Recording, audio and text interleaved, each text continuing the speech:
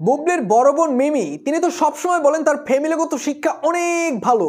আজকে আমি আপনাদেরকে একটা ভিডিও ক্লিপ দেখাবো যেটা দেখলে আপনারা বুঝতে পারবেন তিনি কতটা সুশিক্ষিত একজন ব্যক্তি। এবং বুবলির বিষয়টা তো আমরা সকলেই জানি, তার সেই কল রেকর্ড ভাইরাল হওয়ার পর থেকেই প্রত্যেকটা মানুষ স্বীকার করতেছে যে এই হলো তার মুখের ভাষা।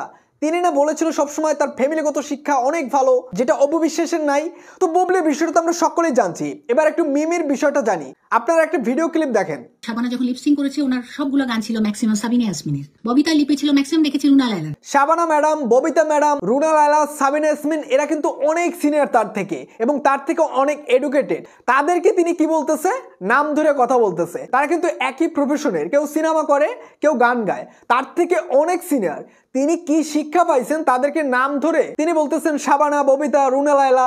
এই হলো তার ফ্যামিলিগত শিক্ষা। অপবিশ্বাস তো মূর্খটা উচ্চারণ করতে পারে না, কিন্তু সিনিয়রদের তিনি ঠিকই সম্মান করতে জানে। এই বুবলির বোনের মতো এরকম ধরনের শিক্ষিত লোক কিন্তু তিনি না। মানে কাকের পিছনে ময়ূরের পাখা লাগেলেই সে কিন্তু ময়ূর হয়ে যায় না। তুমি নিজেকে যতই শিক্ষিত প্রমাণ করো না কেন, তুমি যে অশিক্ষিত একজন মানুষ সেটার প্রমাণ কিন্তু এই লাইভের ভিতর দিয়ে গেছো। তো ভাই বোনদের, এই মানুষটাকে নিয়ে আসলে এরকম ভিডিও ক্লিপ দেখার পর আসলে আপনাদের কি মনে হচ্ছে অবশ্যই কমেন্ট করে জানিয়ে দেবেন।